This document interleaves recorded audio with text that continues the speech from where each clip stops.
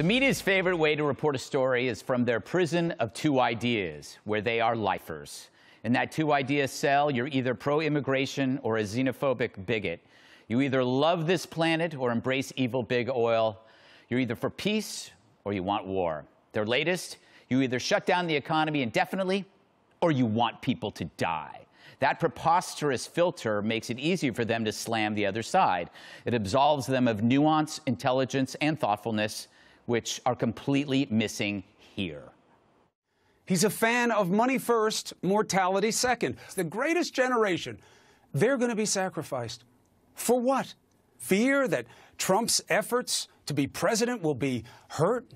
He's going too fast, causing confusion, and quite possibly endangering lives in the process. Stay in, and for the president to make light of that as if it's like, well, so what? Some people will die, but the economy will grow. No. The president who's eager to try to get the economy back on track because he sees it as wedded to his chances of being reelected. The president is putting human life at risk. It's literally immoral. Literally. Who is she? Now, do they really believe Trump is putting the economy before human life? No. It's just a game these idiots play to keep busy. Fact is, solutions to problems aren't either or, but this and that. The solution here will be flexible and ever-changing, depending on the risks as we identify them.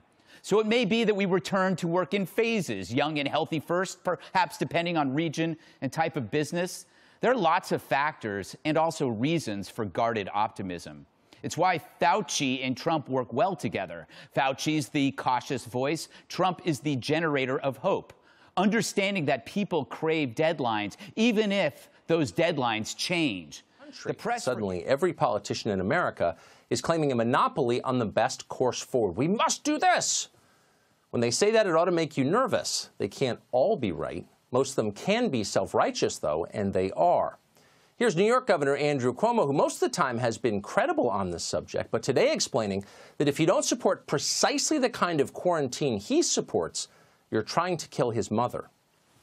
My mother is not expendable, and your mother is not expendable, and our brothers and sisters are not expendable, and we're not going to accept a premise that human life is disposable. Human life is not disposable, lectures the man who just signed a law legalizing abortion until birth. All right. Take a deep breath, Governor. In a moment like this, talk like that, overstatement, hyperbole, is not helpful. The last thing we need is another dose of moral blackmail to add to the long list of those. What we do need instead is honesty, and the people on television are not helping most of the time. Most of them just believe what they're told by sources they think they agree with, and then they repeat it to us. At this point, they're not even asking the most basic questions on our behalf. And here's the most basic question of all, which we should ask. What is the shape of this epidemic? And the truth is, we don't really know. The government isn't doing large-scale randomized tests of the population. Thanks to the serial incompetence of our health establishment, we still don't have enough tests to do that. This means we have no real idea how many Americans have been infected so far. There's no baseline for our measurements of anything across a population of 320 million people. We can't know exactly how easily coronavirus spreads. We don't know the physical effects on the average infected person. We don't know the death rate. Flatten the curve? We're not sure what the curve really is.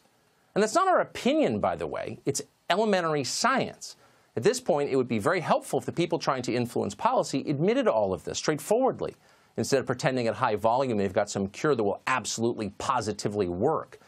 They don't know that. They can't know that. Informed guesses are the best they have. Let's not lie about it. And by the way, this isn't an argument against quarantines or shutdowns or whatever we're calling them, but it is a reminder to proceed with humility and honesty at all times.